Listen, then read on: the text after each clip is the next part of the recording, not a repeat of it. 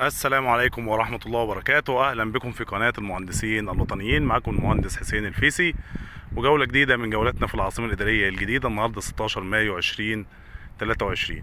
حاليا أنا موجود قدام منطقة الواحة في العاصمة الإدارية الجديدة، منطقة الحي السكني R3. زي ما حضراتكم شايفين الوضع على الطبيعة. هنا منطقة الأعمال المركزية CBD، منطقة الأبراج.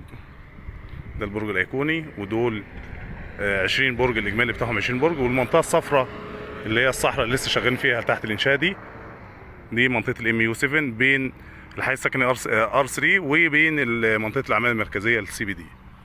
دي برضه هتكون منطقه ابراج تابعه لشركات في المنطقه الصفراء اللي قدام حضراتكم دي كلها كده. طبعا دي منطقه الواحه. ان شاء الله هنخش جوه كده وهنعمل لكم فيديو برضه خاص بمنطقه الواحه. العمارات بتاعتها شكلها مميز وشكلها جميل جدا، مختلفه عن باقي العمارات في الحي السكني R3. دي مدرسه قدام حضراتكم، دي مدرسه تانية. في كنيسه قدام شويه كده، في مساجد برضه هنا في قلب كل مجاوره وكل منطقه فيها المسجد الخاص بيها، بالاضافه للمساجد الرئيسيه اللي على محور بن زايد الشمالي هنا كده، وعلى محور بن زايد الجنوبي في الاتجاه المقابل. يعني هنا في 6 مساجد رئيسية: مسجد الشهيد رقم 1 و2 و3 على محور بن زايد الجنوبي، و3 مساجد على محور بن زايد الشمالي: الشهيد رقم 4 و5 و6. قدام كل حي سكني من الأحياء السكنية الموجودة في العاصمة الإدارية الجديدة في مسجد خاص كبير على الطريق الرئيسي، بالإضافة طبعا لمسجد الفتاح العليم ومسجد مصر الكبير. دي المساجد الرئيسية الموجودة في العاصمة الإدارية الجديدة.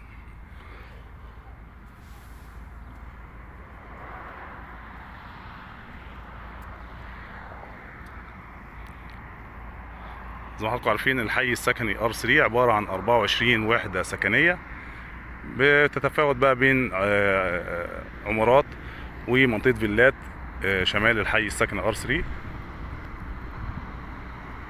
هنا طبعا بدأوا سلموا تقريبا 2000 وحدة سكنية، كانوا تم حجزهم عن طريق بنك الإسكان والتعمير في 2018 وعن طريق هيئة المجتمعات العمرانية.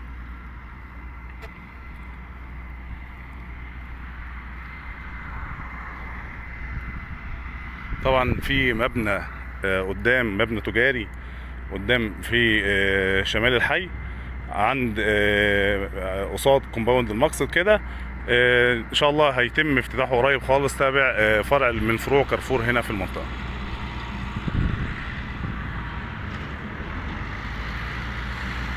طبعا العاصمه الاداريه الجديده عباره عن 6 احياء حكوميه سكنيه وحيين 2 سكنيين تابعين للقطاع الخاص، بالاضافه لمنطقه المستثمرين. الطرح الاول اول طرح تم طرحه للمستثمرين في العاصمه الاداريه الجديده. زي ما حضراتكم شايفين الموقع، يعني بصراحه بسم الله ما شاء الله. اللاندسكيب طبعا زمان ما كانش عاجب الناس، بس لما الاشجار بدات تكبر كده بدا المنظر العام يظهر اكتر والمكان يبقى شكله احلى يعني.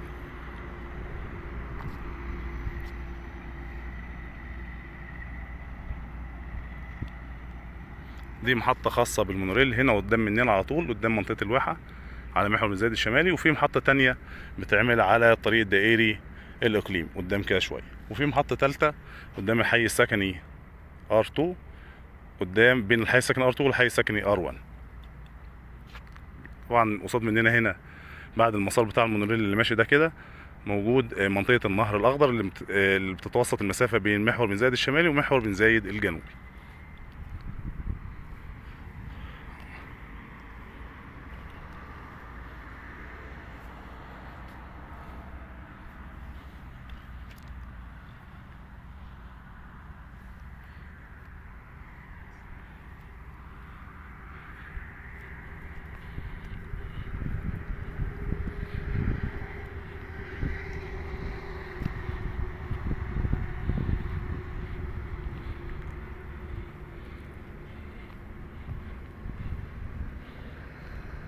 العمارات دي كلها طبعا تحت منها، كل عمارة تحت منها الباركنج الخاص بتاع السيارات، كل عمارة تحت منها باركنج خاص بالسيارات. هنا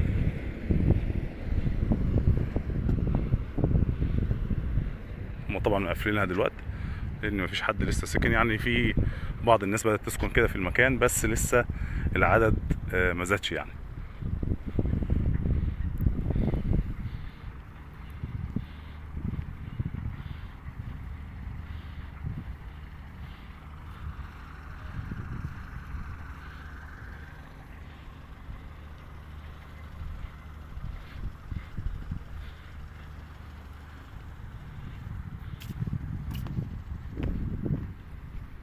هندخل بين العمارات كده ونشوف الدنيا. زي ما قلت لحضراتكم هنا تحت هنا كده ده الباركنج الخاص بتاع كل عمارة موجود اسفل العمارة.